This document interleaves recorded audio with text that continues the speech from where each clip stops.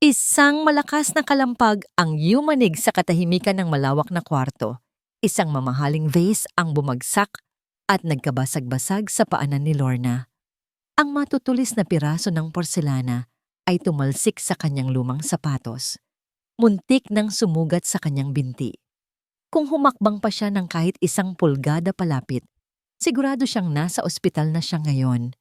Napasingap siya at napahawak sa kanyang dibdib. Ang puso niya ay kumabog nang mabilis na parang gustong tumalon palabas. Ngunit sa halip na tumakbo palabas sa takot, nanatili siyang nakatayo. Hindi siya gumalaw. Dahan-dahan niyang inangat ang kanyang tingin mula sa nagkalat na bubog sa sahig patungo sa pinanggalingan ng bagay na yon. Sa gitna ng madilim na kwarto, nakaupo sa isang wheelchair ang isang batang lalaki. Ang mga mata nito ay nanlilisik, punong-puno ng galit, at higit sa lahat, punong-puno ng isang uri ng sakit na hindi kayang gamutin ng kahit anong gamot. Sa sandaling iyon, nawala ang takot ni Lorna. Ang nakita niya ay hindi isang halimaw na nagwawala, kundi isang batang humihingi ng saklolo sa paraang alam niya.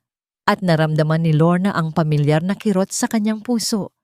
Ang parehong kirot na naramdaman niya noong huling beses niyang niyakap ang kanyang sariling anak bago ito nawala. Alam niya agad, sa sandaling iyon, hindi lang ito trabaho. Ito ay isang misyon. Ano ba ang tinatayo-tayo mo dyan? Ang matinis na boses mula sa likuran ay bumasag sa kanyang pagmumuni-muni. Humarap si Lorna at nakita si Miss Clarice, ang head housekeeper ng mansyon. Nakataas ang kilay nito, ang mga braso ay nakahalukip-kip, at ang tingin ay mas matalas pa sa mga bubog sa sahig. Sinabi ko na sa agency nyo, ayoko nang tatanga-tanga dito. Mariing sabi ni Clarice habang naglalakad palapit. Ang takong ng kanyang sapatos ay umaalingaw-ngaw sa marmol na sahig. Pulutin mo iyan. Ngayon din. Mabilis na kumilos si Lorna. Lumuhod siya at sinimulang damputin ang mga piraso ng vase gamit ang kanyang nanginginig na mga kamay. Pasensya na po, ma'am, bulong ni Lorna, hindi makatingin ng diretso. At wag mo akong tawaging ma'am, iritadong sagot ni Clarice. Miss Clarice, iyan ang itawag mo sa akin. Ang nag-iisang sir dito ay si Sir Nathan. Tandaan mo yan. Tumangulang si Lorna habang nagliligpit. Ramdam niya ang bigat ng tingin ng bata mula sa wheelchair, pero hindi na muna siya tumingin ulit. Kailangan niyang mag-ingat. Kailangan niya ang trabahong ito. Ang gamot ng nanay niya sa probinsya, ang utang ng pamilya nila. Lahat yon ay nakasalalay sa pagtitiis niya sa mansyon na ito. Nang malinis na ang sahig, sinenyasan siya ni Clarice na lumabas. Ang mansyon ng mga Montefalco ay napakalaki, napakaganda, pero napakalamig. Ang mga dingding ay gawa sa mamahaling bato, ang mga chandelier ay kumikinang, pero walang kahit anong litrato ng pamilya na nakasabit. Para itong isang magarang musoleo, hindi isang tahanan. Habang naglalakad sila, sa mahabang pasilyo, inabot ni Clarice kay Lorna ang isang makapal na folder. Basahin mo iyan, sauluhin mo yan, utos ni Clarice nang hindi lumilingon. Ang mga patakaran sa bahay na ito ay hindi mga suhestiyon, batas ang mga yan. Binuksan ni Lorna ang folder habang naglalakad. Ang daming bawal. Bawal mag-ingay pagkalagpas ng 8:00 ng gabi. Bawal pumasok sa West Wing kung saan naroon ang opisina ni Sir Nathan. Bawal makipag-usap sa mga hardinero. At ang pinaka-highlighted na rule sa listahan, bawal hawakan, buhatin, o piliting igalaw ang pasyente, Kenzo, nang walang pahintulot mula sa doktor o kay Sir Nathan. Si Kenzo. Pagsisimula ni Clarice, huminto ito sa tapat ng isang malaking pinto. Siya ang dahilan kung bakit ka nandito. Ang trabaho mo ay siguraduhing buhay siya, kumakain siya, at malinis siya. Yun lang. Hindi kanya nanay, hindi kanya teacher, at lalong hindi kanya kaibigan. Naintindihan mo? Opo, Miss Clarice. Sagot ni Lorna, bagamat may kung anong kumurot sa puso niya. Paano aalagaan ang isang bata kung bawal kang maging kaibigan nito? Good. Dalhin mo ang hapunan niya mamayang 6:00. At Lorna, humarap si Clarissa sa kanya, isang ngingiting hindi umaabot sa mata ang sumilay sa labi nito. Huwag kang magpapaloko sa awa. Marami ng yaya ang pinalayas dito dahil masyado silang naging emosyonal. Si Sir Nathan, ayaw niya ng drama. Nang umalis si Clarice, naiwan si Lorna sa gitna ng malawak na hallway. Huminga siya ng malalim. Amoy lemon cleaner at lumang libro ang hangin. Walang amoy ng nilulutong ulam, walang amoy ng sabon pampaligo, walang amoy ng buhay. Kinagabihan, bit-bit ni Lorna ang tray ng pagkain. Sinigang na baboy at kanin. Mainit pa ito at mabango, ang tanging bagay na nagbibigay init sa gabing iyon. Kumatok siya ng mahina sa pinto ni Kenzo. Walang sumagot. Pinihit niya ang seradura at pumasok. Madilim pa rin ang kwarto. Tanging ang ilaw mula sa poste, sa labas ng bintana, ang nagbibigay liwanag. Nakatalikod si Kenzo, nakatingin sa labas ng bintana. Ang maliit niyang katawan ay tila nilamon ng malaking wheelchair. Sir Kenzo? Tawag ni Lorna ng mahina. Dinalhan po kita ng pagkain. Hindi gumalaw ang bata. Pumasok si Lorna at ipinatong ang tray sa maliit na mesa. Ayaw ko kumain, sabi ng bata. Ang boses nito ay paos at mahina. Parang matagal nang hindi ginagamit. Kahit sabaw lang, pag-alo ni Lorna. Masarap to. Luto ni Manang Fe sa kusina. Sabi ng ayaw ko eh. Sigaw ni Kenzo sabay hawi sa hangin. Natabig niya ang baso ng tubig sa tray.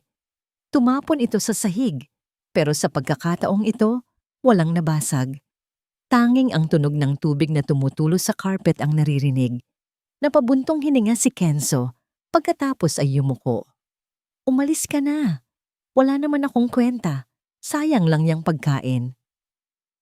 Dahan-dahang lumapit si Lorna. Nakita niya ang nanginginig na mga kamay ng bata na nakakuyom sa armrest ng wheelchair. Ang mga binti nito ay payat na payat, natatakpan ng pajama. Sa halip na magalit o matakot gaya kanina, lumuhod si Lorna sa tabi ng wheelchair para maging kapantay niya ang mukha ng bata. Alam mo ba, bulong ni Lorna, noong bata pa ang anak ko, kapag ayaw niyang kumain, sinasabi ko sa kanya na ang sabaw ay may magic. Dahan-dahang lumingon si Kenzo. Ang mga mata niya ay basa ng luha. Wala na akong anak, dagdag ni Lorna. Ang boses niya ay bahagyang nanginginig pero pilit niyang pinapatatag. Kaya kapag nakikita kitang hindi kumakain, parang nararamdaman ko ulit yung lungkot na yon. Natigilan si Kenzo. Sa unang pagkakataon, tinitigan niya si Lorna, hindi bilang isang katulong na uutos-utusan, kundi bilang isang tao. Bakit? Tanong ng bata. Bakit ka nandito? Pera lang naman ang habol niyo lahat kay Papa. Ngumiti ng mapait si Lorna. Kinuha niya ang kutsara. Kailangan ko ng pera. Totoo yun. Pag-amin niya. Pero nandito ako ngayon sa harap mo. Hindi dahil sa pera. Nandito ako kasi gutom ka. At may dala akong pagkain. Ganun lang kasimple. Sumalok siya ng kaunting sabaw at inilapit sa bibig ni Kenzo. Nag-atubili ang bata.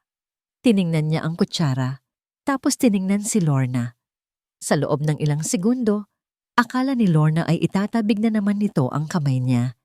Pero dahan-dahang ibinuka ni Kenzo ang kanyang bibig. Nakahinga ng maluwag si Lorna habang sinusubo ang sabaw. Mainit, malasa. Nakita niyang napapikit si Kenzo habang nilulunok ito. Isa pa? Tanong ni Lorna. Tumango ng bahagya si Kenzo. Nakakalimang subo na sila nang biglang bumukas ang pinto.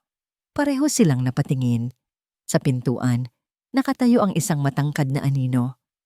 Kahit madilim, ramdam ni Lorna ang lamig na biglang pumasok sa kwarto. Mas malamig pa sa aircon, mas malamig pa sa gabi. Pumasok ang liwanag mula sa hallway at tumama sa mukha ng lalaki, si Sir Nathan. Matikas ito. Gwapo sana. Kung hindi lang ganun katigas ang ekspresyon ng mukha. Ang suot niyang suit ay gusot na. Halatang galing sa mahabang araw sa trabaho. Pero ang mga mata niya ay parang yelo na tumagos diretso kay Lorna. Napatingin si Nathan sa tray ng pagkain, sa basang carpet, at huli, sa kutsarang hawak ni Lorna na malapit sa mukha ni Kenzo. Anong ginagawa mo? Ang boses niya ay mababa, pero puno ng awtoridad. Nakakatakot. Mabilis na tumayo si Lorna at yumuko. Sir, pinapakain ko lang po si Kenzo. Lumapit si Nathan. Ang bawat hakbang niya ay parang banta. Tiningnan niya si Kenzo na muling yumuko at nagtago sa kanyang balikat. Tila takot na takot sa sariling ama. Ang sabi sa instruction, sabi ni Nathan, hindi inaalis ang tingin kay Lorna. Ilapag ang pagkain at umalis. Hindi ko sinabing subuan siya. Pero sir, hindi po siya kumakain. Binabayaran kita para sumunod. Hindi para magmarunong. Putol ni Nathan. Ang boses niya ay walang emosyon, na mas masakit pa kaysa sa pagsigaw. Hinablot ni Nathan ang kutsara mula sa kamay ni Lorna at ibinagsak ito sa tray. Clarice! Sigaw niya. Wala pang 5 segundo. Nasa pintuan na si Clarice. Hinihingal. Yes, sir? Ilabas mo ang babaeng to. Utos ni Nathan habang inaayos ang kumot ni Kenzo nang hindi man lang tumitingin sa mata ng anak. At turuan mo siya ulit ng rules. Kapag nakita ko ulit siyang lumabag sa kahit isang protocol, siya na mismo ang magbabalot ng gamit niya palabas ng gate. Napalunok si Lorna. Gusto niyang magpaliwanag. Gusto niyang sabihin na kumain na ang anak niya. Nangumiti na ito kahit paano. Pero nakita niya ang panginginig ng kamay ni Kenzo sa ilalim ng kumot. Ang takot sa mata ng bata. Naisip ni Lorna na kung sasagot siya, baka lalong magalit ang ama at ang bata, ang pagbuntungan. Sorry po, sir. Mahinang sabi ni Lorna. Tinitigan siya ni Nathan. Sa isang saglit, nagtama ang kanilang mga mata. Nakita ni Lorna ang pagod at lungkot sa likod ng galit ni Nathan, pero mabilis din itong natakpan ng pader na yelo. Get out, sabi nito. Dahan-dahang lumabas si Lorna, sumusunod kay Clarice. Bago isara ang pinto, sumulyap siya pabalik. Nakita niyang nakatayo si Nathan sa tabi ng bintana, malayo sa wheelchair ni Kenzo. Ang mag-ama ay nasa iisang kwarto, pero parang milya-milya ang layo nila sa isa't isa. Isinara ang pinto na may mahinang lagutok. Napahawak si Lorna sa pader ng pasilyo para suportahan ang sarili. Ang tuhod niya ay nanginginig. Ito ang unang gabi niya at muntik na rin itong maging huli. Pero habang naglalakad siya pabalik sa quarters ng mga katulong, naaalala niya ang munting tango ni Kenzo kanina. Ang pagbukas ng bibig nito para tanggapin ang pagkain. Napahawak siya sa kanyang dibdib. May pag-asa. Napakaliit, napakarupok, pero nandoon. At hanggat nandoon ang pag-asa na yon, hindi susuko si Lorna. Kahit pa kailangan niyang banggain ang yelong pader na nakapalibot kay Sir Nathan. Ilang araw na ang lumipas mula ng gabing iyon, ngunit ang lamig sa loob ng mansyon ng mga Montefalco ay hindi pa rin nagbabago. Sabado ng umaga noon, habang nagpupuna si Lorna ng bintana sa sala, napansin niya si Kenzo. Nakaupo ang bata sa kanyang wheelchair, nakadikit ang mukha sa salamin ng malaking sliding door na nakaharap sa hardin. Sa labas, kitang-kita ang mga anak ng hardinero na naghahabulan sa damuhan. Nagtatawanan sila, madudungis ang mga tuhod, pawisan, pero malaya. Tinitigan ni Lorna ang refleksyon ni Kenzo sa salamin. Wala itong kibo. Ang kanyang maliit na kamay ay nakadikit sa salamin. Tila gustong tumagos doon para maramdaman man lang ang init ng araw. Para siyang isang maliit na ibon na nakatingin sa malawak na langit mula sa loob ng isang gintong hawla. Naramdaman ni Lorna ang pamilyar na kirot sa dibdib. Ganyan din tumingin ang anak niyang si Junjun noong nasa ospital ito. Ang tingin ng isang batang gustong mabuhay pero pinagkakaitan ng pagkakataon. Biglang nabasag ang katahimikan ng isang sigaw. Stop it! Nasasaktan siya! Mabilis na napalingon si Lorna. Galing ang boses sa therapy room sa kabilang dulo ng hallway. Dali-daling naglakad si Lorna palapit. Sumisilip sa nakabukas na pinto. Sa loob, nakita niya ang physical therapist na si Mr. Ramos na hawak ang binti ni Kenzo. Namimilipit sa sakit ang bata. May luhang tumutulo sa mata, pero hindi ito umiiyak ng malakas. Sanay na siguro ito sa sakit. Si Sir Nathan ang sumigaw. Nakatayo ito sa gilid. Ang muka ay pula sa galit at takot. Sir, kailangan po nating i-stretch ang muscles niya. Paliwanag ng therapist. Medyo nanginginig ang boses. Kung hindi po natin gagawin to, lalong titigas ang mga kalamnan niya at hinding-hindi na siya makakalakad. Tingnan mo ang anak ko. Umiiyak siya. Bulyaw ni Nathan. Lumapit ito at marahas na tinabig ang kamay ng therapist palayo sa binti ni Kenzo. Sinabi ko na sa'yo, therapy lang. Walang sakit. Ayokong makita na nahihirapan ang anak ko. Pero Sir Nathan, parte po ng proseso ang pain. Get out! Mariing utos ni Nathan. Ang boses niya ay bumaba, naging mas delikado. Umalis ka at huwag ka nang babalik dito. Hahanap ako ng therapist na marunong mag-alaga, hindi manakit. Natulala si Lorna sa nakita. Pinanood niya kung paano lumuhodod si Nathan sa harap ng anak. Kinuha nito ang panyo at dahan-dahang pinunasan ang luha ni Kenzo. Tahan na anak, bulong ni Nathan. Wala na siya.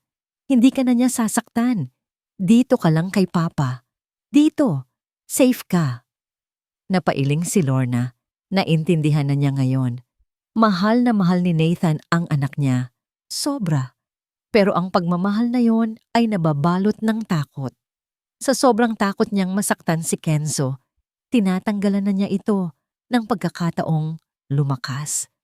Gusto ni Nathan na manatiling ligtas ang anak kahit ang kapalit nito ay ang manatili itong lumpo habang buhay. Kailangan ni Kenzo ng ibang paraan. Hindi ospital, hindi gamot, at lalong hindi ang pagkakulong sa kwartong may aircon. Nang hapong iyon, inutusan si Clarice na linisin ni Lorna ang lumang bodega sa likod ng hardin. Puro alikabok at sapot na dyan, sabi ni Clarice habang inaabot ang susi. Ayaw ni Sir Nathan na may nakatambak na basura. Itapon mo lahat ng sira. Sunugin mo kung kailangan. Ang bodega ay amoy luma, amoy lupa, at amoy kahapon na pilit kinalimutan. Puno ito ng mga lumang kagamitan, mga sirang silya, mga painting na natatakpan ng tela, at mga kahon ng mga lumang laruan.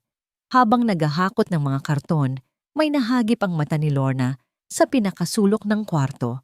May isang bagay na natatakpan ng trapal na puno ng alikabok. Nilapitan niya ito at hinila ang trapal.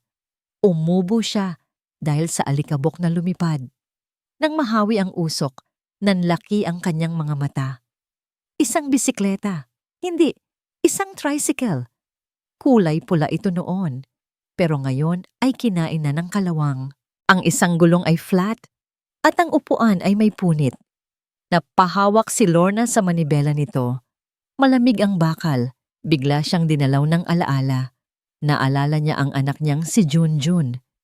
Noong ikalimang kaarawan nito, niregaluhan niya ito ng segundamanong bike. Tanda niya pa ang tawa ng anak niya habang tinuturuan niya itong magpedal sa masikip na eskinita ng lugar nila. Mama, ang bilis ko. Para akong lumilipad. Napaluha si Lorna. Namatay si Junjun nang hindi man lang nakaranas ng magandang buhay. At heto si Kenzo, mayaman, pero parang patay na ang diwa. Tiningnan niya ulit ang tricycle. Ito siguro ang gamit ni Kenzo bago ang aksidente. O baka laruan ito nung maliit pa siya. Kung kaya lang niyang paandarin ulit ito. Kung kaya lang niyang iparamdam ulit kay Kenzo ang hangin sa mukha. Pero bawal. Mahigpit ang utos ni Sir Nathan. Bawal ang physical activity na hindi approved ng doktor. Bawal masaktan. Bawal madapa. Pero naalala ni Lorna ang tingin ni Kenzo sa bintana kaninang umaga. Ang tingin ng isang bilanggo. Hinawakan ni Lorna ng mahigpit ang manibela. Kumuha siya ng basahan. Bahala na. Bulong niya sa sarili. Bahala na kung mawalan ako ng trabaho. Basta maibalik ko lang ang ngiti ng batang yon. Kinagabihan, nang tulog na ang buong mansyon, bumalik si Lorna sa bodega. Dala niya ang isang maliit na flashlight, langis, at mga tools na nahanap niya sa kusina. Napakatahimik ng gabi. Tanging ang huni ng mga kuliglig at ang mahinang pagkiskis ng liha sa kalawang ang naririnig.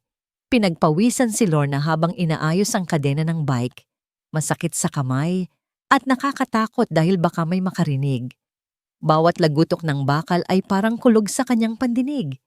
Inayos niya ang gulong. Nilagyan ng langis ang pedal. Pinunasan ang upuan hanggang sa mawala ang alikabok.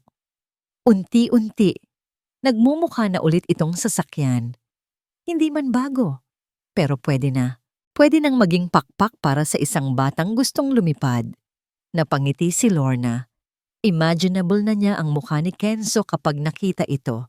Konting higpit na lang, bulong niya habang pinipihit ang tornilyo sa manibela. Seryosong-seryoso siya sa ginagawa ng biglang creak.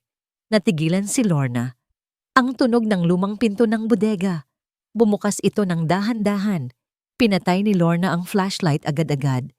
Kumabog ang dibdib niya ng napakalakas. Napaupo siya sa likod ng mga nakatambak na kahon, yakap ang kanyang tuhod, at nagpigil ng hininga. May pumasok. Narinig niya ang mabibigat na yabag ng paa sa sahig na kahoy. Mabagal. Maingat. Isang liwanag ng flashlight ang gumala sa loob ng bodega. Tumama ito sa mga lumang painting, sa mga sirang silya, at papalapit ng papalapit sa kinalalagyan ni Lorna at ng tricycle. Hindi si Clarice to. Masyadong mabigat ang yabag. Napapikit si Lorna. Diyos ko, huwag po sana. Dasal niya. Ang liwanag ay tumigil mismo sa bagong ayos na tricycle. Katahimikan.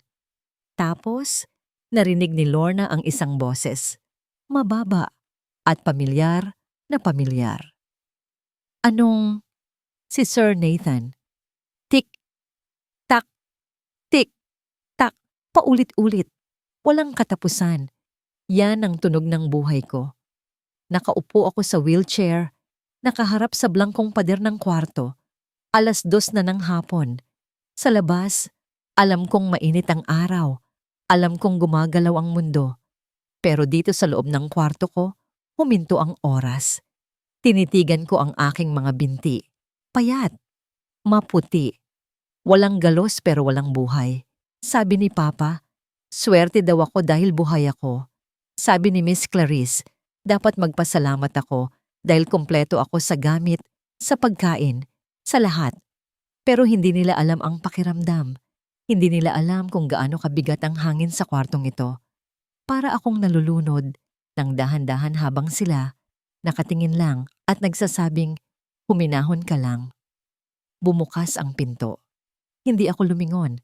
Alam ko na kung sino yan. Si Yaya Lorna. Siya lang naman ang may lakas ng loob na pumasok dito kahit hindi oras ng kainan. Sir Kenzo, tawag niya. Masigla ang boses niya. Masyadong masigla para sa bahay na ito. Laro tayo. Napakunot ang noo ko at dahan-dahang iniikot ang wheelchair paharap sa kanya. Nakangiti siya. Nakasuot siya ng lumang t-shirt at jogging pants at may dumi pa ng grasa sa pisngi niya. Laro? Ulit ko. Puno ng sarkasmo ang boses ko. Bulag ka ba? O tanga? Paano ako maglalaro? Taya-tayaan, langit lupa. Hindi nga ako makatayo, di ba? Hindi nawala ang nangiti niya. Sa halip, lumapit siya at lumuhod sa harap ko. May ginawa ako para sa'yo. Bulong niya. Parang may sinasabi siyang sikreto. Nasa likod ng garden. Sa may lumang bodega. Bawal pumunta dun. Mabilis kong sagot. Magagalit si Papa. Wala si Papa mo? Sagot niya agad. Kumindat siya. Nasa meeting siya.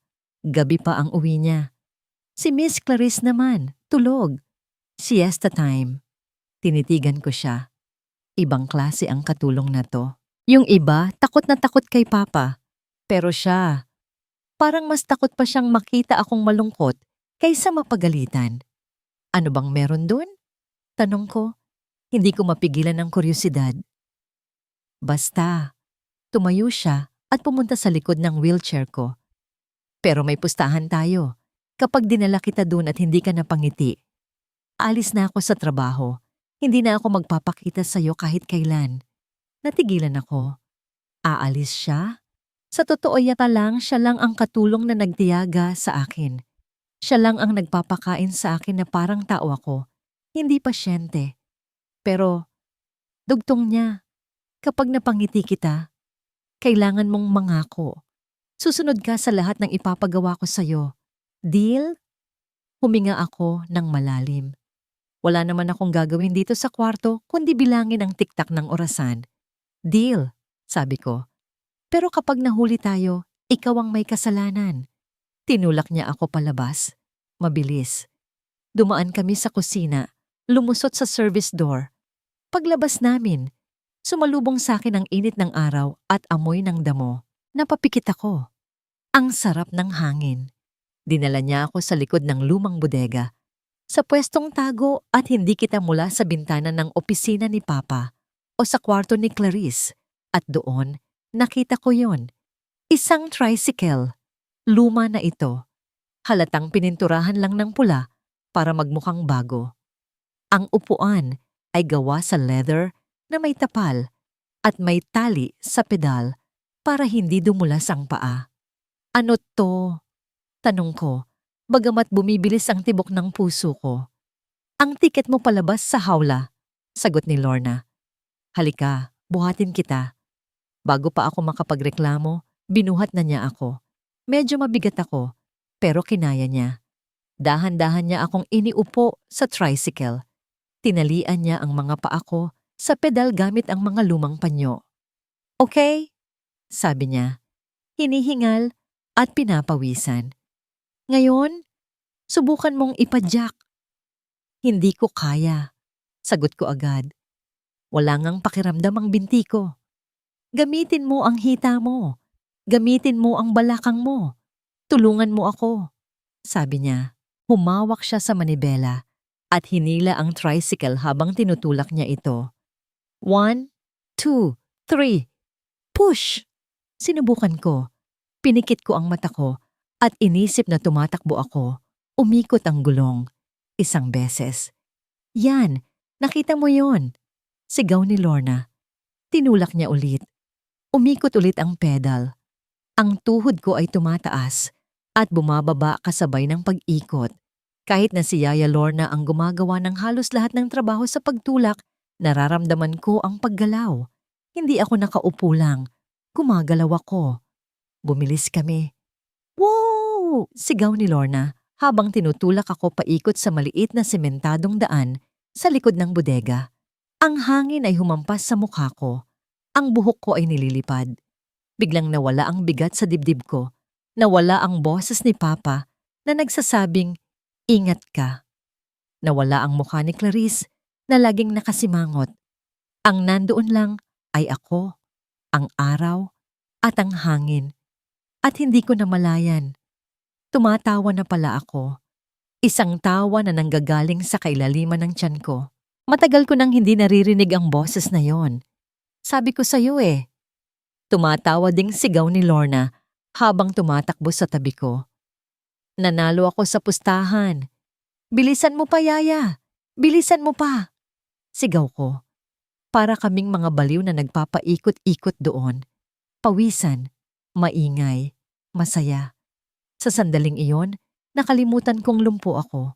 Pakiramdam ko, kaya kong lumipad. Huminto kami saglit para magpahinga. Hinihingal si Lorna nakahawak sa tuhod niya, pero nakangiti ng abot tenga. Okay ka lang, Sir Kenzo? Tanong niya.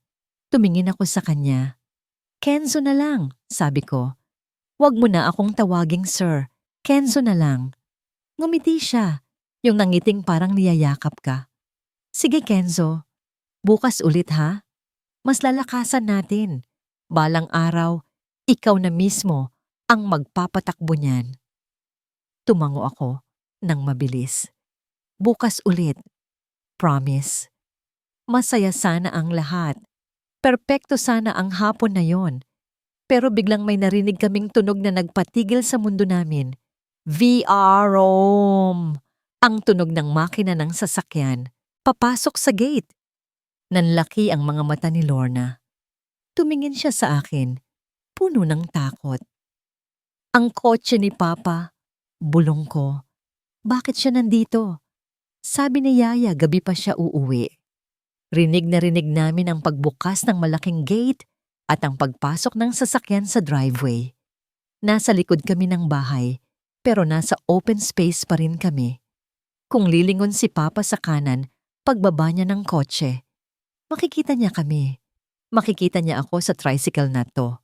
Ang bagay na kinasusuklaman niya dahil ito ang pumatay kay Mama. O yun ang sabi nila. Kenzo, nanginginig na sabi ni Lorna. Kailangan nating magtago. Ngayon na. Sinubukan niyang hilahin ang tricycle pabalik sa bodega, pero sumabit ang gulong sa isang bato. Klang! Malakas na tunog ng bakal. Sa di kalayuan, narinig namin ang pagpatay ng makina ng kotse at ang tunog ng pinto ng sasakyan na bumukas at sumara. Clarice! Manang! Ang boses ni Papa. Malakas at papalapit sa direksyon namin. Nagkatinginan kami ni Lorna. Pareho kaming hindi makagalaw.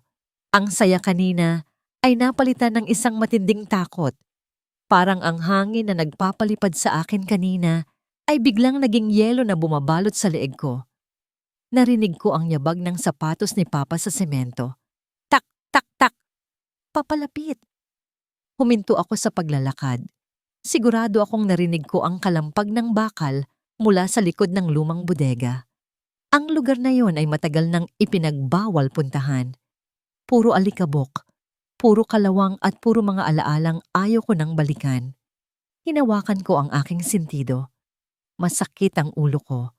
Buong araw akong nakipagbuno sa mga investors na gusto lang humutot ng pera sa kumpanya. Umuwi ako ng maaga para makapagpahinga, para makahanap ng katahimikan, pero heto at ingay ang sumalubong sa akin. Lumiko ako sa kanto ng hardin, handa ng sermunan kung sino mang hardinero ang nag-iingay. Anong ginagawa niyo dito? Natigilan ako sa nakita ko. Hindi hardinero, si Lorna at si Kenzo. Nakatayo si Lorna sa harap ng isang tumpok ng mga lumang kahon at trapal. Magulo ang buhok niya at may dumi ng lupa sa kanyang pisngi. Si Kenzo naman ay nakaupo sa kanyang wheelchair sa tabi nito. Namumula ang muka at hinihingal. Parang may tinatago sila sa likod ng mga kahon na yon. Sir Nathan! Gulat na sagot ni Lorna. Yumuko ito agad. Hindi makatingin sa akin. Pasensya na po. Nagpapahangin lang po kami. Kumunot ang noo ko. Nagpapahangin sa likod ng bodega? Sa tabi ng tambakan ng basura? Tiningnan ko si Kenzo. Inaasahan kong makikita ko ang pamilyar na tingin niya. Ang tingin ng galit, ng lungkot, ng pagkainip. Ang tingin na laging nagpaparamdam sa akin na ako ang pinakawalang kwentang ama sa mundo. Pero iba ang nakita ko. Ang mga mata ni Kenzo ay buhay. May kakaibang kislap. Ang kanyang mga pisngi ay may kulay, hindi maputla gaya ng dati. At ang pawis sa noo niya, pawis iyon ng taong gumalaw, hindi pawis ng taong nilalagnat. Gusto ko lang po makakita ng gagamba, Papa. Biglang sabi ni Kenzo. Natigilan ako. Gagamba? Opo. Sabi ni Yaya Lorna may malalaking gagamba daw dito. Kaso wala naman kaming nakita. Sa loob ng 3 taon, ngayon lang ulit ako kinausap ng anak ko nang hindi sumisigaw. Ngayon lang niya ako tinawag na Papa, nang walang halong lason sa boses niya. Nawala ang galit ko. Napalitan ito ng pagtataka. Huminga ako ng malalim at pilit na ibinalik ang tigas ng ekspresyon ko. Delikado dito. Maraming kalawang at matutulis na bagay. Ibalik mo na siya sa loob, Lorna, at siguraduhin mong maliligo siya agad. Ayaw kong magka-infection siya dahil sa dumi. Opo, sir. Masusunod po. Mabilis na sagot ni Lorna. Tumalikod na ako at naglakad pabalik sa bahay. Pero hindi maalis sa isip ko ang mukha ni Kenzo. At ang mukha ni Lorna na puno ng takot pero may halong determinasyon. May kakaiba sa babaeng yon. Kinagabihan, sa hapagkainan, muli akong nagulat. Dati, kailangan pang pilitin si Kenzo na kumain. Kailangan pang bantaan. Kailangan pang magmakaawa. Ang hapagkainan ay laging parang sementeryo. Tahimik, malamig, at puno ng tensyon. Pero ngayon, naririnig ko ang tunog ng kutsara at tinidor na tumatama sa plato. Manang Fe, tawag ni Kenzo sa kusinera. Pahingi pa po ng kanin. Napatigil ako sa paghiwa ng steak. Napatigil din si Clarice na nakatayo sa gilid, nanlalaki ang mga mata. Kumakain si Kenzo at hindi lang basta kumakain, ganado siya. Tiningnan ko si Lorna na nakatayo sa likod ng wheelchair ni Kenzo. Nakayuko lang ito pero nakita ko ang maliit na ngiti sa kanyang mga labi. Masarap ba? Tanong ko, halos hindi ko makilala ang sarili kong boses. Tumingin sa akin si Kenzo, saglit na nag-alinlangan, tapos tumango. Opo, gutom po ako eh. May kung anong kumurot sa puso ko. Isang uri ng saya na matagal ko nang hindi nararamdaman. Pagkatapos ng hapunan, dumiretso ako sa opisina ko sa bahay. Sinubukan kong magtrabaho. Binasa ko ang mga financial report, ang mga proposal para sa bagong hotel. Pero lumilipad ang isip ko. Iniisip ko ang pagbabago ni Kenzo. Dahil ba ito sa mga gamot, sa bagong vitamins, o dahil sa yaya na yon? Lumabas ako para kumuha ng tubig. 11:00 na ng gabi. Tahimik na ang buong bahay. Pagdaan ko sa tapat ng kwarto ni Kenzo, may narinig akong humuhuni. Huminto ako. Isang malambing na boses ang kumakanta. Mahina, pero malinaw sa katahimikan ng gabi. Sa ugoy ng duyan. Sana'y di magmaliw. Napahawak ako sa hamba ng pinto. Iyon ang paboritong kanta ng asawa ko. Iyon ang kinakanta niya kay Kenzo noong sanggol pa ito. Dahan-dahan kong itinulak ang pinto ng bahagya. Sa loob, nakita ko si Lorna. Nakaupo siya sa gilid ng kama ni Kenzo, hinihimas ang buhok ng anak ko na mahimbing na natutulog. Ang ilaw ng lampshade ay tumatama sa mukha ni Lorna. Nagbibigay sa kanya ng maamong anyo. Wala siyang suot na makeup. Simple lang ang damit niya, pero sa sandaling iyon, parang siya ang pinakamagandang bagay na nakita ko sa loob ng bahay na ito. Hindi dahil sa itsura niya, kundi dahil sa init na dala niya. Ang paraan ng pagtingin niya sa anak ko, hindi yun tingin ng isang empleyado. Tingin niyon ng isang ina. Bigla akong nakaramdam ng hiya. Ako ang ama. Pero kailan ko huling hinaplos ang buhok ng anak ko ng ganyan? Kailan ko huling kinantahan si Kenzo? Masyado akong naging abala sa pagprotekta sa kanya mula sa sakit na nakalimutan ko siyang mahalin. Aatras sana ako nang biglang tumunog ang sahig sa ilalim ng paa ko. Kriik. Napalingon si Lorna. Nanlaki ang mata niya nang makita ako sa pintuan. Mabilis siyang tumayo at yumuko. Sir Nathan, sorry po. Pinapatulog ko lang po siya. Pumasok ako. Ramdam ko ang kaba niya. Siguro iniisip niya na papagalitan ko siya dahil hindi protocol ang pagkanta. Pero iba ang lumabas sa bibig ko. Ang kantang yan. Garal-gal ang boses ko. Paano mo nalaman na gusto niya yan? Hindi ko po alam, sir. Mahinang sagot niya. Nakayuko pa rin. Yan lang po kasi ang kinakanta ko sa anak ko dati. Kapag natatakot siya. Nagkaroon ng katahimikan sa pagitan namin. Salamat, sabi ko. Nag-angat siya ng tingin. Gulat. Salamat sa pagpapakain sa kanya. Salamat sa pag-aalaga, dagdag ko. Hindi ako sanay magpasalamat. Pakiramdam ko ay ang awkward ko. Tumalikod na ako para umalis. Pero sa pagmamadali ko, nabangga ko ang maliit na table sa gilid ng pinto. Muntik nang mahulog ang vase, pero mabilis na kumilos si Lorna. Sinalo niya ang vase, pero sa proseso, nawalan siya ng balanse. Agad ko siyang hinawakan sa braso para hindi siya matumba. Napalapit siya sa akin. Sobrang lapit. Amoy ko ang sabon niya. Mabango. Hindi matapang gaya ng mga perfume ng mga babaeng nakakasalamuha ko sa business parties. Amoy pulbos. Amoy bahay. Naramdaman ko ang init ng balat niya sa ilalim ng palad ko. Napatingin ako sa mga mata niya. Pagod, pero malalim. Parang hinihigop ako nito. Ilang segundo kaming ganon. Nakahawak ako sa kanya. Nakatingala siya sa akin. Bumilis ang tibok ng puso ko. Hindi dahil sa takot, kundi dahil sa isang emosyon na akala ko ay patay na kasama ng asawa ko. Agad akong bumitaw para akong napaso. Mag-ingat ka sa susunod, sabi ko. Inaayos ang kwelyo ko kahit hindi naman magulo. Matulog ka na. Mabilis akong lumabas ng kwarto. Naglakad ako ng mabilis pabalik sa opisina ko. Ang puso ko ay kumakabog pa rin. Ano yon? Nathan, ano yon? Katulong siya. At ikaw? Ikaw ay isang lalaking wala ng puwang sa puso para sa pag-ibig. Isinara ko ang pinto ng opisina at sumandal dito. Pilit na pinapakalma ang sarili. Ang hindi ko alam. Sa kabilang dulo ng madilim na hallway, may isang pares ng mata ang nakamasid. Si Clarice. Nakatayo siya sa dilim, hawak ang kanyang cellphone. Nakita niya ang lahat.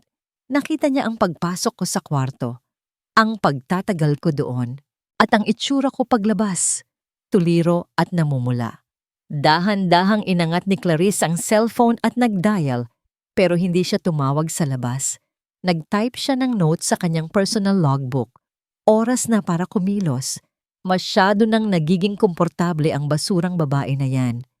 At sa dilim, ang ngiti ni Clarice ay mas malamig pa sa gabi. Iba ang simoy ng hangin sa mga sumunod na araw. Para bang kahit ang mga pader ng mansyon ay nagsisimula ng huminga, nasa likod na naman sila ng bodega. Ito na ang kanilang naging santuwaryo tuwing hapon. Ang init ng araw ay tumatama sa balat ni Lorna, pero hindi siya naiinitan. Sa halip, ramdam niya ang excitement na gumagapang sa kanyang buong katawan. Handa ka na ba, Kenzo? Tanong niya habang inaayos ang tali ng paa ng bata sa pedal. Handa na, sagot ni Kenzo. May determinasyon sa boses nito na wala doon nung nakaraang linggo. Ang pamumutla ng mukha niya ay napalitan ng kulay rosas na pisngi dahil sa araw-araw na exercise. Pumwesto si Lorna sa likod para itulak ang tricycle. 1, 2, 3. Umandar ang tricycle. Pero sa pagkakataong ito, naramdaman ni Lorna na gumaan ang pagtulak niya. Hindi lang basta sumasabay ang paa ni Kenzo sa ikot ng pedal. Tumutulak siya. Nanlaki ang mga mata ni Lorna. Binitawan niya ng saglit ang manibela habang umaandar sila. Kenzo, bulong niya. Nararamdaman mo ba yon, Yaya? Sigaw ni Kenzo, tumatawa habang nakatingin sa gumagalaw niyang mga tuhod. Nararamdaman ko ang binti ko. Mainit. Parang may kuryente. Nakakakalahating ikot na siya ng mag-isa bago kailanganin ulit ang tulong ni Lorna. Pero sapat na yon para mapaiyak si Lorna sa tuwa. Ang mga gabing puyat siya sa pagmamasahe ng binti ng bata, ang mga pasong natamo niya sa pag-aayos ng lumang tricycle, ang takot na mahuli ni Sir Nathan, lahat ay sulit. Bumalik sila sa loob ng bahay bago dumating ang sasakyan ni Sir Nathan. Mabilis nilang itinago ang tricycle sa bodega at tinakpan ng trapal. Pagpasok nila sa kusina, nagkatinginan sila ni Kenzo. Nag-appear. Peer sila ng palihim. Ito ang sikreto nila, ang kanilang munting rebellion. Kinagabihan, habang nagliligpit si Lorna sa sala, naramdaman niya ang presensya ng isang tao sa likuran niya. Napahawak siya sa dibdib sa gulat. Si Sir Nathan, kadarating lang nito galing trabaho. Hawak nito ang coat sa isang kamay, at sa kabila naman ay may hawak na maliit na paper bag.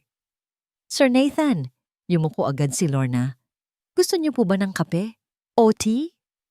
Wag na, sagot nito. Hindi ito gumagalaw. Nakatitig lang ito sa kanya. Kinabahan si Lorna.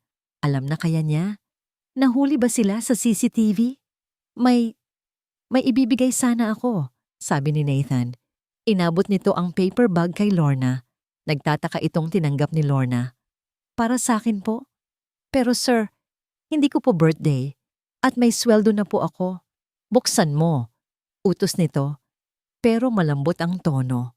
Dahan-dahang binuksan ni Lorna ang bag. Sa loob, may isang malambot na tela, isang scarf, kulay asul, gaya ng langit na gustong-gustong tingnan ni Kenzo. Napansin ko na laging mahina ang aircon sa kwarto ni Kenzo. Paliwanag ni Nathan. Iniiwas ang tingin at tumitingin sa malaking orasan sa dingding. At nakikita kita minsan na nanginginig habang nagbabantay sa kanya. Ayokong magkasakit ang nag-aalaga sa anak ko. Mahirap humanap ng kapalit. Napangiti si Lorna. Alam niyang palusot lang iyon. May heater naman sa kwarto ng mga katulong. Salamat po, sir. Sabi niya, yakap ang scarf. Ang ganda po. Tumingin ulit sa kanya si Nathan. Sa pagkakataong ito, tumagal ang tingin nito. Nakita ni Lorna ang paglambot ng matitigas na linya sa mukha ng amo. Para bang gusto nitong may sabihin o may gawin. Pero pinipigilan lang ng matataas na pader na itinayo nito sa sarili. Lorna, simula ni Nathan. Po? Ang saya ni Kenzo nitong mga nakaraang araw, sabi nito. Naririnig ko siyang tumatawa kahit nasa opisina ako. Hindi ko alam kung anong ginagawa mo, pero salamat.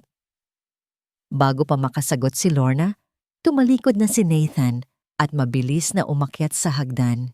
Naiwan si Lorna na nakatayo doon, yakap ang scarf. Ang puso ay kumakabog ng mabilis. Hindi dahil sa takot, kundi dahil sa isang emosyon na matagal na niyang kinalimutan. Kilig? Pag-asa? Masaya siyang naglakad pabalik sa quarters. Pakiramdam niya ay lumulutang siya sa alapaap. Ang anak niyang alaga ay gumagaling. At ang amo niyang yelo ay natutunaw na. Ano pa ba ang mahihiling niya? Pero nang dumaan siya sa hallway malapit sa service door na papunta sa garden, natigilan siya. Nakabukas ang pinto ng bodega. Sigurado si Lorna na isinara niya iyon kanina at nilagyan ng padlock. Kinabahan siya. Baka nakalimutan niyang isara dahil sa pagmamadali. Lalabas sana siya para i-check nang biglang may lumabas mula sa dilim ng garden at pumasok sa service door. Si Clarice, may hawak itong wrench at screwdriver. Nang magpang-abot ang tingin nila, napatigil si Clarice. Saglit na nanlaki ang mata nito, pero mabilis ding napalitan ng pamilyar na mataray na ekspresyon. Anong tinitingin-tingin mo? Asik ni Clarice, sabay tago ng mga tools sa bulsa ng kanyang apron. Bakit? Bakit bukas ang bodega, Miss Clarice? Tanong ni Lorna, hindi mapigilan ang panginginig ng boses. At, para saan niyang mga gamit? Lumapit si Clarice. Isang hakbang lang ang layo sa mukha ni Lorna. Amoy ni Lorna ang matapang na pabango nito na humahalo sa amoy ng kalawang at grasa. May inaayos lang ako. Malamig na sagot ni Clarice. Tiningnan niya ang paper bag na hawak ni Lorna at ang asul na scarf na nakasilip doon. Biglang nagdilim ang mukha ni Clarice. Ang galit sa mata nito ay parang apoy na kayang tumupok ng bahay. Huwag kang masyadong magsaya, Lorna. Bulong ni Clarice. Ang bawat salita ay may diin. Ang mga bagay na nakuha mo ng madali, madali ring mawawala. Tandaan mo yan. Binangga ni Clarice ang balikat ni Lorna bago naglakad palayo. Naiwan si Lorna na nakahawak sa kanyang braso. Masakit ang pagkakabangga. Pero mas bumabagabag sa kanya ang nakita niyang tools. Ano ang inayos niya? Gusto sanang pumunta ni Lorna sa bodega para tingnan ang tricycle. Pero narinig niya ang tawag ni Manang Faye mula sa kusina. Lorna, ihanda mo na ang gamot ni Kenzo. Napatingin si Lorna sa labas. Madilim na. At sigurado siyang maayos ang tricycle, matibay iyon. Ilang araw na niyang tinitingnan ang bawat turnilyo. Siguro ay may inayos lang talaga si Clarissa sa gripo sa garden. Praning lang siguro siya. Umakyat siya sa kwarto ni Kenzo. Nakatulog siya ng gabing iyon na yakap ang scarf. Pilit na iwinawaksi ang masamang kutob. Kinabukasan, napakaganda ng sikat ng araw. Ito ang araw na ipinangako ni Lorna kay Kenzo na tatanggalin na nila ang tali sa pedal. Susubukan na ni Kenzo na magbalanse. "Good morning, Yaya." Bati ni Kenzo pagpasok niya. Nakabihis na ito agad. Excited? "Good morning, future cyclist." Bati ni Lorna. Mabilis ang kilos nila. Habang naliligo si Sir Nathan, dinala ni Lorna si Kenzo sa likod ng bodega. Kinuha ni Lorna ang tricycle. Mukha naman itong normal. Walang pinagbago. Iniupo niya si Kenzo. "Handa?" tanong niya. "Handa!" Sigaw ni Kenzo. Sinimulan nilang mag-ikot. Mas mabilis ngayon. Mas malakas ang loob ni Kenzo. "Bitawan mo ako, Yaya." "Kaya ko na." Sigaw ni Kenzo habang bumibilis ang ikot ng pedal. Nag-alinlangan si Lorna. "Sigurado ka?" "Oo, bitaw." Dahan-dahang binitawan ni Lorna ang manibela. Pinanood niya si Kenzo na umandar ng mag-isa. 2 metro, 3 metro. Ang saya sa mukha ng bata ay walang kapantay. Pero habang papaliko si Kenzo sa kanto, napansin ni Lorna ang isang bagay. Ang gulong sa kaliwa. Umuuga ito. Parang slow motion ang sumunod na nangyari. Nakita ni Lorna ang pagkakalag ng tornilyo na nagkakabit sa gulong at sa axle. Tornilyong sigurado siyang hinigpitan niya ng maigi kahapon. "Kenzo, hinto!" Sigaw ni Lorna. Lumingon si Kenzo, nakangiti pa rin. "Ang galing, kuya!" Biglang kumalas ang gulong. Nawalan ng balanse ang tricycle. Tumagilid ito ng mabilis. Wala nang nagawa si Lorna kundi tumakbo habang pinapanood ang bata at ang bakal na bumagsak sa sementadong sahig nang may malakas na kalabog. Ang tunog ng bakal na humampas sa semento ay umalingaw-ngaw sa buong mansyon. Kasunod nito ay isang saglit na katahimikan. At pagkatapos, ang iyak ng isang bata. "Kenzo!" Tili ni Lorna. Halos madapa si Lorna sa pagtakbo palapit. Nakataob ang tricycle. Ang isang gulong ay gumulong palayo. Si Kenzo ay nakadapa sa semento. Ang binti niya ay naiipit sa bigat ng bakal. "Kenzo, Diyos ko, Kenzo!" Nanginginig ang mga kamay ni Lorna habang inaangat ang tricycle mula sa katawan ng bata. "Yaya, masakit." Humahagulgol si Kenzo. Hawak nito ang kanyang tuhod. May punit ang pajama niya at mula roon ay tumutulo ang sariwang dugo. Gasgas. Malalim na gasgas. Nanginginig ang buong katawan ni Lorna. Kinuha niya ang panyo sa bulsa niya at idiniin sa sugat. Tahan na." "Andito si Yaya. Sorry. Bago pa siya makagawa ng susunod na hakbang, narinig niya ang pagbukas ng sliding door mula sa bahay. Parang baril na pumutok ang tunog nito. "Kenzo!" Ang boses ni Sir Nathan ay parang kulog. Paglingon ni Lorna, nakita niyang tumatakbo si Nathan papalapit sa kanila. Ang mukha nito ay hindi maipinta. Halo-halo ang takot at matinding galit. Sa likod niya, nakasunod si Clarice, umaarte na gulat na gulat. "Anong nangyari? Anong ginawa mo?" Sigaw ni Nathan habang marahas na tinutulak si Lorna palayo sa bata. Muntik nang matumba si Lorna sa lakas ng tulak. Lumuhod si Nathan at sinuri ang anak. Nang makita niya ang dugo sa tuhod ni Kenzo, namutla siya. Para bang siya ang nasugatan. "Papa!" Iyak ni Kenzo. "Papa, masakit." "Shh! Dadalhin kita sa ospital. Don't move." Nanginginig ang boses ni Nathan. Binuhat niya si Kenzo ng maingat. Parang babasaging kristal. Pagkatapos ay hinarap niya si Lorna. Sa tanang buhay ni Lorna, hindi pa siya nakakita ng ganong klaseng galit sa mata ng isang tao. Ang mga mata ni Nathan ay nanlilisik, parang kakain ng tao. "Anong ginawa mo?" Bawat salita ay madiin. "Sir, nagpa-practice lang po kami." Nauutal na paliwanag ni Lorna, lumuluhod sa semento. Gusto lang po niyang matutong mag-bike. Maayos po ang bike kanina. Tiningnan ko po yon. Bike? Sigaw ni Nathan. Tiningnan niya ang kalawanging tricycle na nakataob. Pinapagamit mo sa anak ko ang basurang yan? Alam mo bang pilay siya? Gusto mo ba siyang patayin? Sir Nathan, singit ni Clarice. Lumapit ito at pinulot ang gulong na natanggal. Tingnan niyo po, sabi ko sa inyo nakita ko siyang kinakalikot ito kagabi. Binalaan ko na siya na delikado ang mga gamit sa bodega, pero matigas ang ulo niya. Napatingin si Lorna kay Clarice. Hindi totoo yan. Ikaw ang... Huwag mong ibibintang sa iba ang kapabayaan mo. Sigaw ni Nathan. Pinuputo lang sasabihin ni Lorna. Binigyan kita ng isang trabaho, Lorna. Isa lang. Ang ingatan ng anak ko. At anong ginawa mo? Heto. Dugo. Sugat. Papa, wag. Hindi kasalanan ni Yaya. Humihikbi si Kenzo sa bisig ng ama niya. Gusto ko lang naman maglaro. Tahan na, Kenzo. Nilason ng babaeng to ang utak mo. Sabi ni Nathan, yakap ng mahigpit ang anak. Humarap ulit si Nathan kay Lorna. Ang tingin niya ay wala ng kahit anong bakas ng init na nakita ni Lorna kagabi. Wala na ang lalaking nagbigay ng asul na scarf.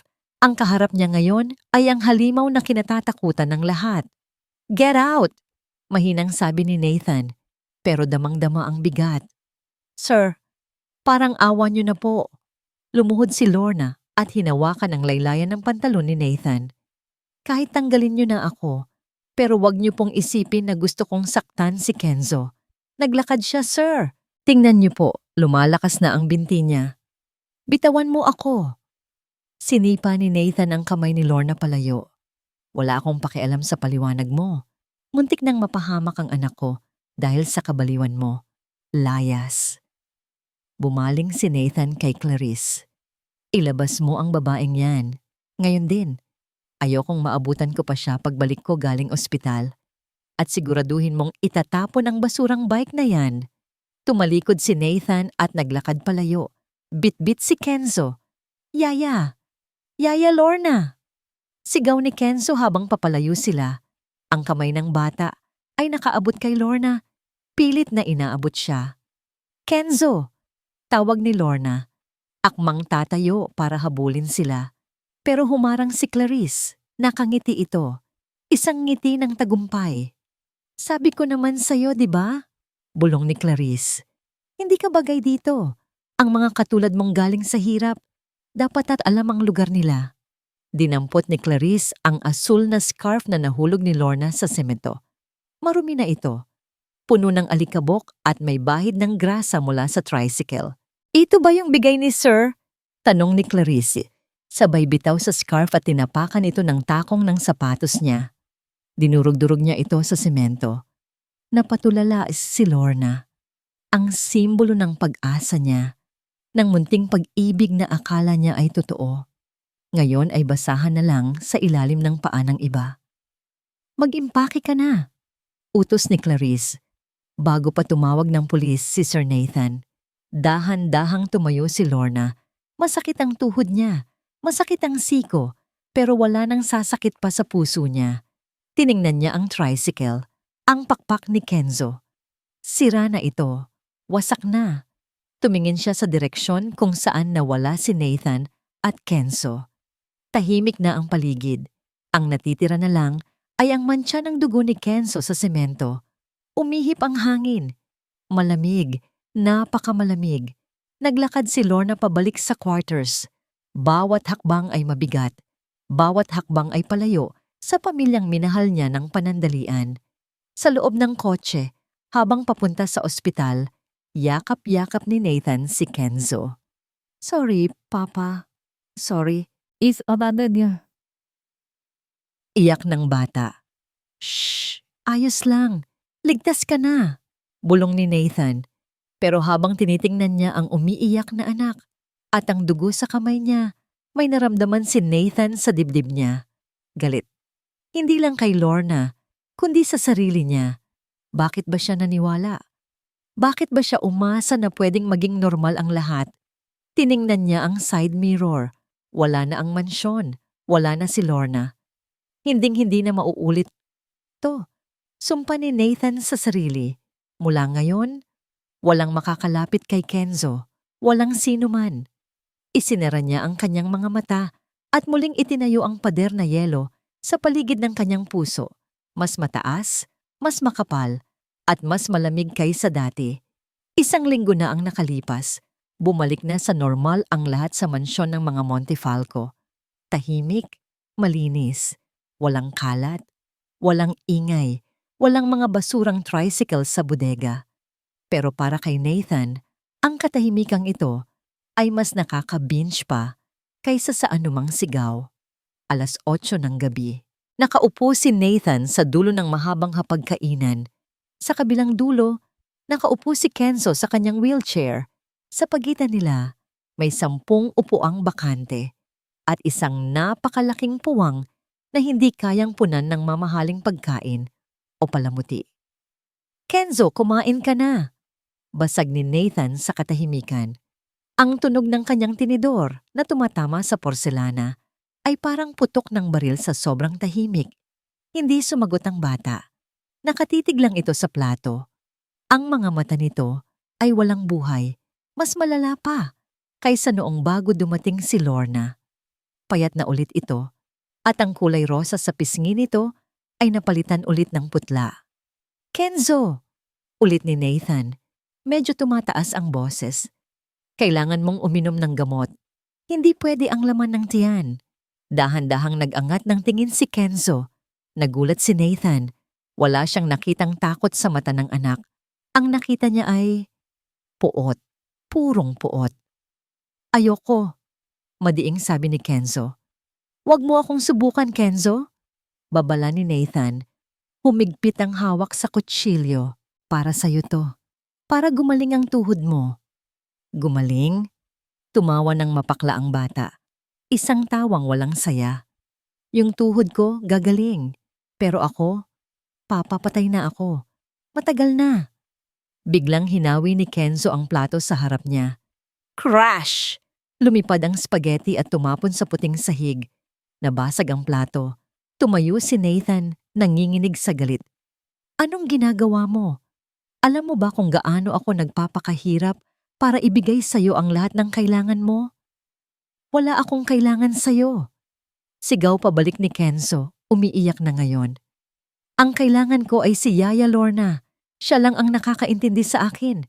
Siya lang ang nagparamdam sa akin na kaya kong maglakad. At pinalayas mo siya. Muntik ka na niyang patayin." Katwiran ni Nathan, lumalapit sa anak. "Hindi!" Sigaw ni Kenzo. Ikaw ang pumapatay sa akin, Papa. Gusto mo lang akong itago dito sa loob para hindi ka matakot. Makasarili ka." Natigilan si Nathan. Parang sinampal siya ng katotohanan. "Ibalik mo siya." Humahagulgol na pakiusap ni Kenzo. Yumuko ito at tinakpan ng mukha ng mga palad. "Parang awa mo na. Ibalik mo siya." Hindi nakasagot si Nathan. Nakita niya ang pagpasok ni Clarice at ng ibang katulong para linisin ang kalat. "Sir, ako na po ang bahala kay Sir Kenzo," sabi ni Clarice. Akmang hahawakan ng bata. "Wag mo akong hawakan," sigaw ni Kenzo kay Clarice. Tumingin si Nathan sa magulo niyang pamilya. Hindi niya kaya to. Hindi niya kayang makita ang ganitong klaseng sakit. Tumalikod siya at naglakad palabas ng dining room. Iniwan niya ang anak niyang umiiyak.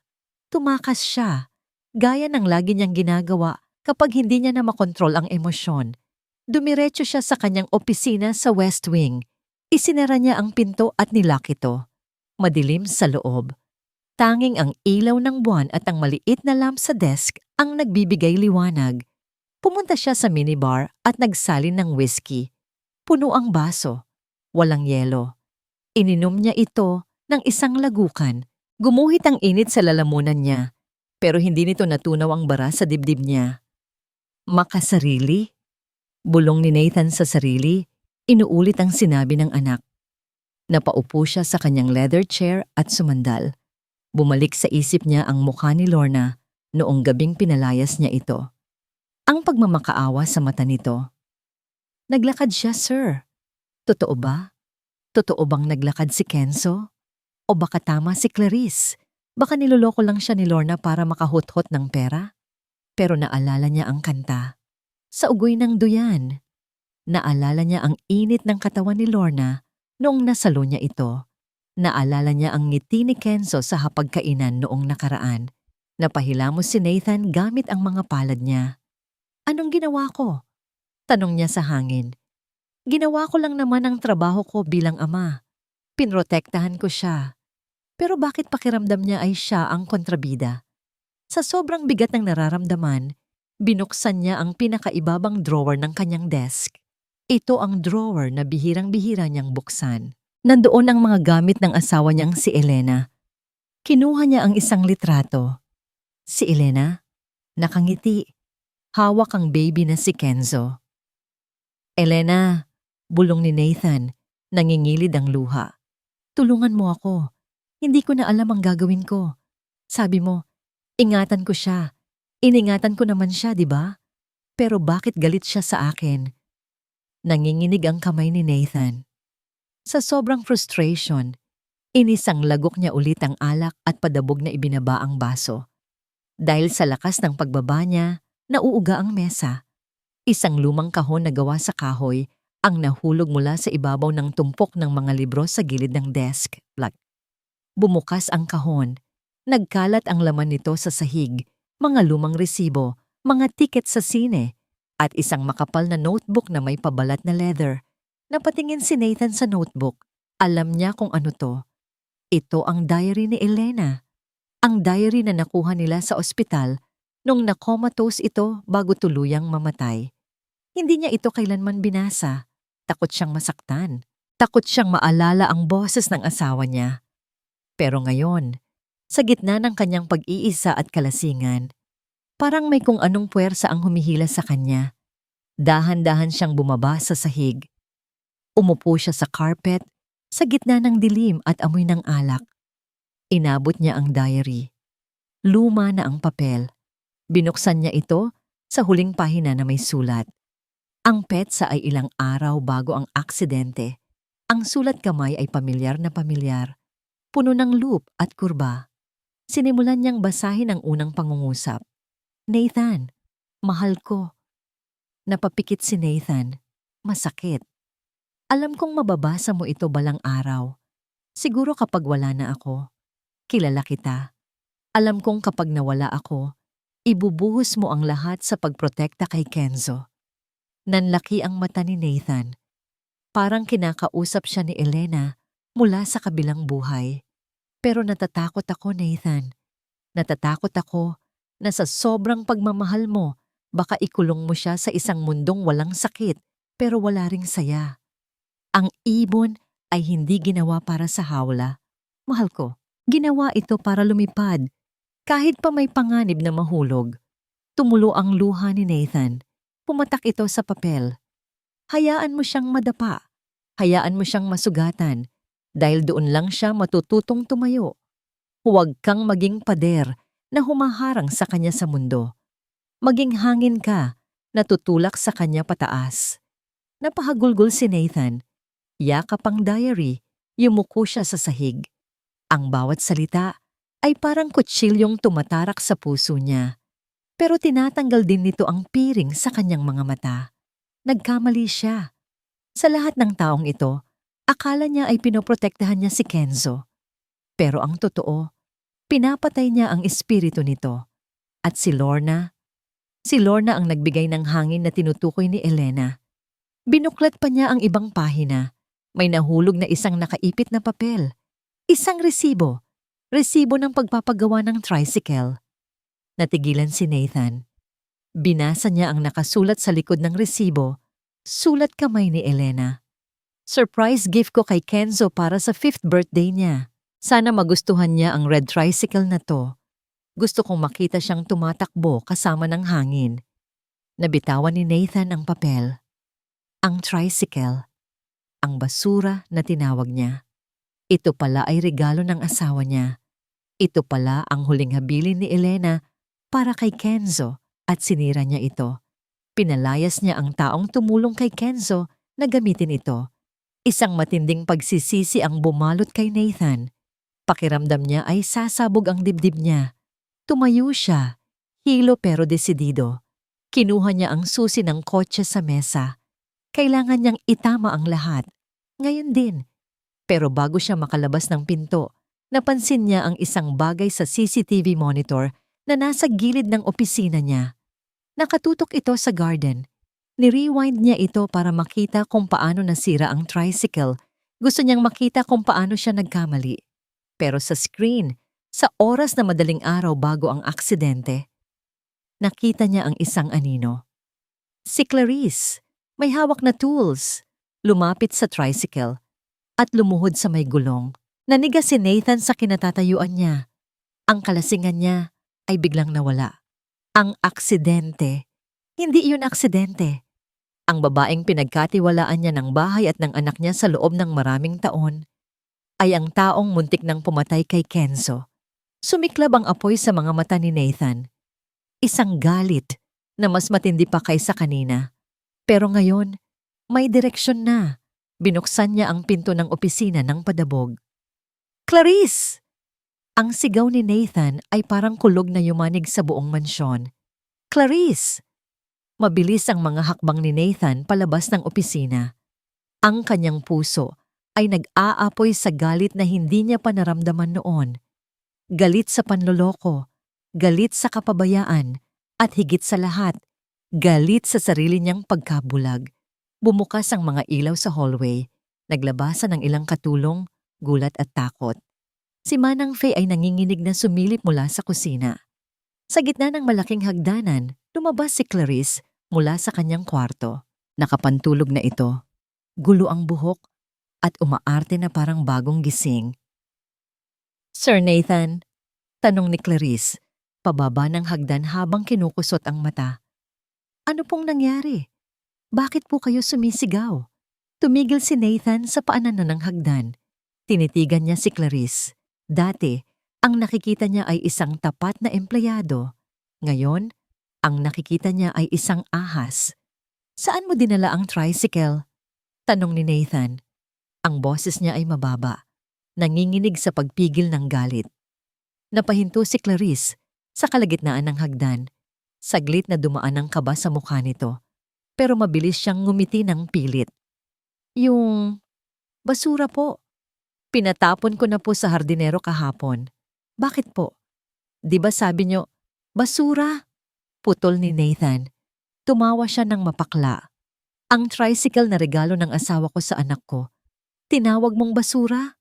Namutla si Clarice. Sir, hindi ko po alam. Hindi mo alam? Humakbang palapit si Nathan. Pero alam mo kung paano luwagan ang tornilyo nito, hindi ba? Nanlaki ang mga mata ni Clarice. Ang kaninang maamong muka ay biglang napalitan ng takot.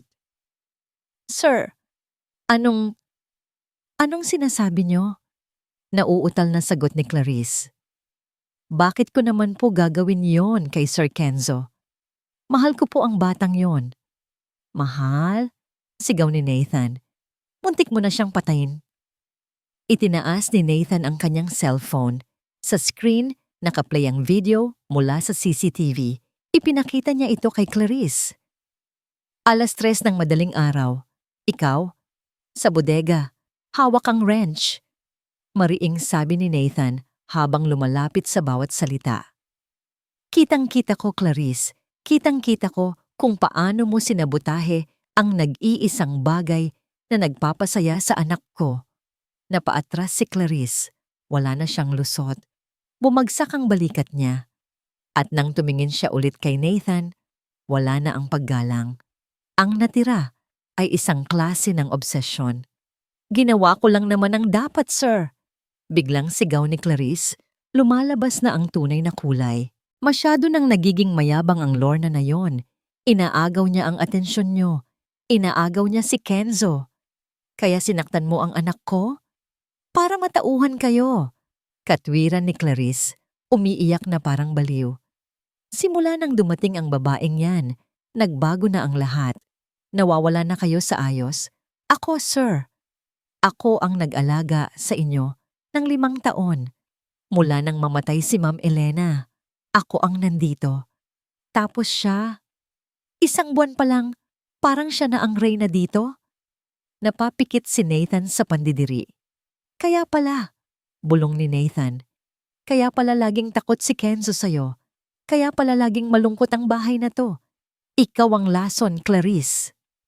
Tumalikod si Nathan at itinuro ang pinto. Layas. Sir. Akmang hahawakan ni Clarice ang braso ni Nathan. Huwag mo akong hawakan, bulyaw ni Nathan. Lumayas ka sa pamamahay ko. Ngayon din. Huwag ka nang mag-iimpake. Ipadadala ko na lang ang mga gamit mo.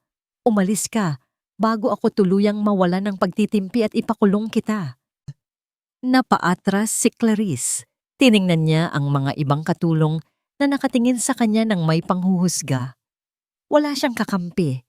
Umiiyak at sumisigaw, tumakbo palabas si Clarice. Pagsisisihan niyo to! Babalik din kayo sa akin. Kayo lang dalawa ng pilay mong anak. Hindi kayo mabubuhay nang wala ako. Padabog na isinara ni Manang Faye ang main door pagkalabas ni Clarice. Finally, katahimikan. Napapahawak si Nathan sa railing ng hagdan. Hinihingal siya. Papa? Napatingala si Nathan. Nasa taas ng hagdanan si Kenzo, naka-wheelchair. Gising ito at nakita ang lahat. Umakyat si Nathan. Mabilis. Pagdating niya sa taas, lumuhod siya agad sa harap ng anak at niyakap ito ng mahigpit. Mahigpit na mahigpit. Sorry anak. Iyak ni Nathan sa balikat ni Kenzo. Sorry kung nabulag si Papa. Sorry kung hindi kita naprotektahan sa kanya. Sorry. Naramdaman ni Nathan ang maliliit na kamay ni Kenzo na yumakap pabalik sa leeg niya. Papa, si Yaya Lorna? Tanong ng bata. Totoo ba? Hindi niya ako sinaktan? Humiwalay si Nathan at tinitigan ang mata ng anak. Pinunasan niya ang luha nito. Hindi anak, hindi niya kasalanan, sabi ni Nathan. Si Papa ang may kasalanan. Pinalayas ko ang tanging tao na tumulong sa'yo. Sundan mo siya, Papa, sabi ni Kenzo. Please, ibalik mo siya. Tumayo si Nathan. Tumingin siya sa orasan. Gabing-gabi na. At sa labas, rinig niya ang pagbuhos ng malakas na ulan. 1 linggo na ang nakalipas. Baka nakauwi na si Lorna sa probinsya. Baka wala na siya sa Maynila. Hindi ko alam kung nasaan siya, Kenzo. Sagot ni Nathan. Natatakot na mabigo ang anak. Nasa agency. Singit ni Manang Fe na nasa paanan ng hagdan. May hawak itong papel. Narinig ko po siya noong umalis. Sabi niya, makikitulog muna siya sa boarding house ng agency habang nag-aantay ng bus pauwi sa Bicol bukas ng umaga. Bukas ng umaga, may oras pa. Kinuha ni Nathan ang susi ng kotse mula sa bulsa niya. Manang Fe, bantayan mo si Kenzo, utos ni Nathan.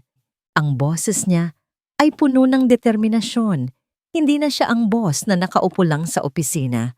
Siya ay isang amang handang gawin ang lahat. Opo, sir. Mag-ingat po kayo, sagot ni Manang Fe. Hinalikan ni Nathan si Kenzo sa noo. Pangako, ibabalik ko siya. Tumakbo si Nathan pababa ng hagdan, palabas ng pinto, at sumuong sa malakas na ulan. Sumakay siya sa kotse, binuhay ang makina. Vroom! Humarurot ang sasakyan palabas ng gate. Ang ulan ay parang latigo sa windshield.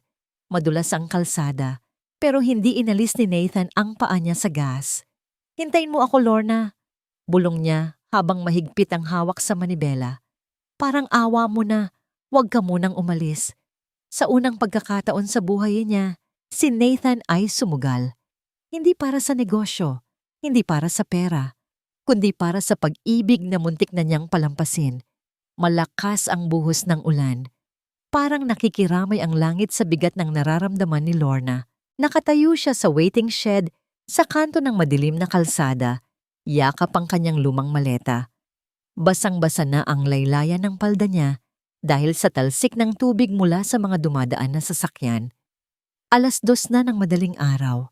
Maya-maya lang, Darating na ang bus na magdadala sa kanya pabalik ng Bicol, pabalik sa buhay na tahimik, mahirap, pero walang sakit ng puso. Tiningnan niya ang hawak na tiket. Gusot na ito dahil sa higpit ng hawak niya. Tama na, Lorna, bulong niya sa sarili. Pilit pinipigilan ang luhang nagbabadyang tumulo. Kalimutan mo na sila. Hindi ka nababagay sa mundo nila. Pero sa bawat pikit niya, nakikita niya ang mukha ni Kenzo. Ang tawa nito habang nagbabike. Ang iyak nito noong pinalayas siya. At nakikita niya si Sir Nathan.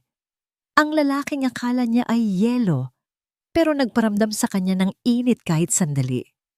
Pumara siya nang may makitang ilaw ng bus sa di kalayuan.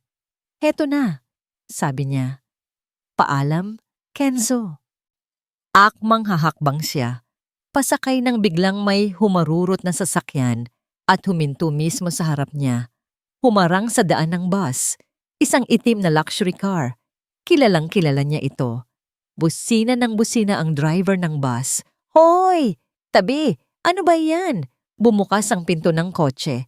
Lumabas si Sir Nathan. Walang payong, walang kapote. Nakaputing polo na basang-basa agad ng ulan. Nanlaki ang mata ni Lorna. Sir Nathan? Tumakbo si Nathan palapit sa kanya. Ang buhok nito ay nakadikit na sa noo. Ang sapatos ay lumusong sa baha. Hingal na hingal ito, parang tinakbo ang buong Maynila. Lorna! Sigaw nito, tinatalo ang ingay ng ulan. Napaatras si Lorna. Sir, umalis na po kayo. Aalis na ako. Wala na po akong kukunin sa inyo. Hinawakan ni Nathan ang braso niya. Mahigpit, pero hindi masakit. Isang hawak na ayaw nang bumitaw. Huwag, sabi ni Nathan.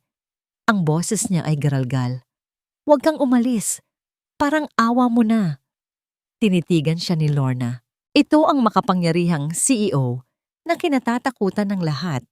Pero ngayon, sa ilalim ng ulan, mukha itong isang batang nawawala.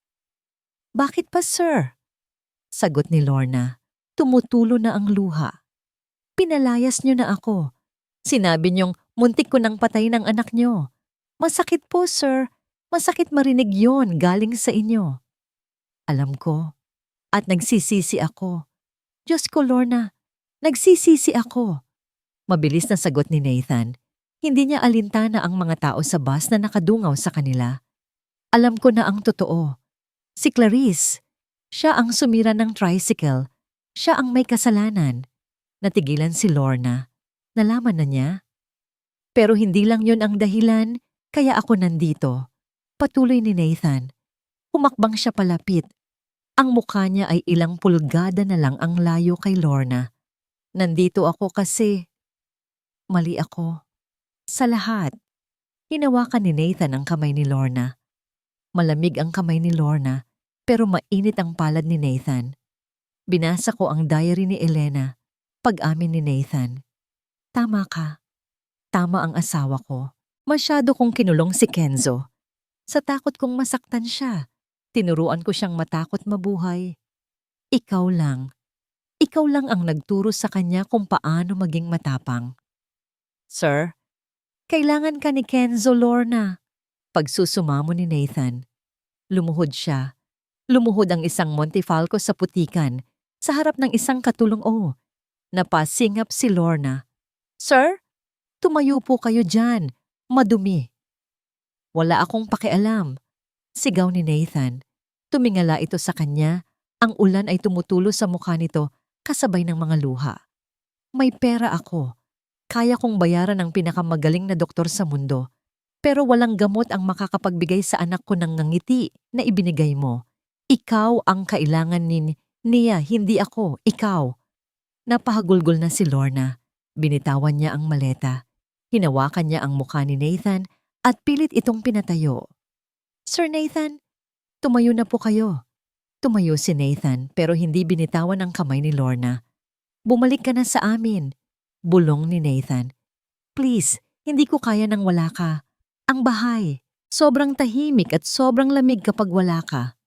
Natigilan si Lorna sa sinabi nito. Hindi ko kaya nang wala ka. Sa mga mata ni Nathan, Nakita ni Lorna ang sagot. Hindi lang si Kenzo ang nangangailangan sa kanya, pati ang lalaking ito. Ang lalaking sugatan din ang puso na nagtatago lang sa likod ng yelo at pera. Dahan-dahang tumango si Lorna. Sasama na po ako, sir. Napangiti si Nathan. Isang ngingiti ng ginhawa at pasasalamat. Bigla niyang niyakap si Lorna. Isang yakap na mahigpit, sa gitna ng ulan, sa gitna ng kalsada. Wala ng amo, wala ng katulong. Dalawang tao lang na natagpuan ang isa't isa sa gitna ng bagyo. Salamat, bulong ni Nathan sa tenga niya. Sir, yung bus, sabi ni Lorna. Medyo natawa habang umiiyak. Hayaan mo na yan, sabi ni Nathan. Kinuha niya ang maleta ni Lorna. Dadaling kita pa uwi, sa tunay mong tahanan. Sumakay sila sa kotse, basang-basa sila pareho. Ang mamahaling leather seat ay nabasa, pero walang pakialam si Nathan. Binuhay niya ang heater. Kumuha siya ng tuwalya sa likod at inabot kay Lorna. Magpunas ka. Baka magkasakit ka, malambing na sabi nito. Habang nagmamaneho pabalik, tahimik lang sila. Pero hindi ito yung nakakailang na katahimikan. Ito yung katahimikan ng kapayapaan. Paminsan-minsan, sumusulyap si Nathan kay Lorna. At sa tuwing nagkakatinginan sila, may kuryenteng dumadaloy. Sir, basag ni Lorna sa katahimikan. Yung tricycle po, sira na. Ngumiti si Nathan habang nakatingin sa daan. Huwag kang mag-alala. Aayusin natin. Tayong dalawa. Tayong dalawa. Ang sarap pakinggan. Nang makarating sila sa mansyon, madaling araw na. Tumigil na ang ulan. Pagbukas ng pinto, sinalubong sila ni Manang Fe. Diyos ko, salamat at nakabalik kayo, sabi ng matanda. Si Kenzo, hindi natutulog. Nasa sala, naghihintay. Nagkatinginan si Nathan at Lorna. Sabay silang pumasok sa sala. Doon, sa gitna ng malawak na kwarto, nakaupo si Kenzo sa wheelchair. Pikit ang mata, pero gising pa. Kenzo? Tawag ni Lorna. Dumilat si Kenzo. Nang makita niya si Lorna, parang sumikat ang araw sa mukha ng bata. Yaya! Kahit hirap, pilit na iginalaw ni Kenzo ang gulong ng wheelchair niya palapit. Tumakbo si Lorna at lumuhod para yakapin ang bata. Kenzo! Sorry kung iniwan kita. Sorry. Okay lang, Yaya. Ang mahalaga nandito ka na. Iyak ni Kenzo. Yakap ng mahigpit si Lorna. Lumapit si Nathan sa kanila. Ipinatong niya ang kamay niya sa balikat ni Lorna at sa ulo ni Kenzo. Tumingala si Lorna kay Nathan. Nagangitian sila. Sa sandaling iyon, alam ni Lorna na hindi na siya aalis. Ito ang pamilya niya. Hindi man kadugo, pero pinagdugtong ng pagmamahal at pagpapatawad. Gutom ka ba, Yaya? Tanong ni Kenzo habang nagpupunas ng luha. Ipagluto ka namin ni Papa. Natawa si Nathan. Ako, magluluto? Gusto mo bang sunugin ko ang kusina? Nagtawanan silang tatlo. Ang tawa nila ay pumuno sa mansyon. Tinataboy ang lahat ng multo ng nakaraan, tinataboy ang lamig, at pinapalitan ito ng init ng isang bagong simula. Pero may isang sorpresa pa.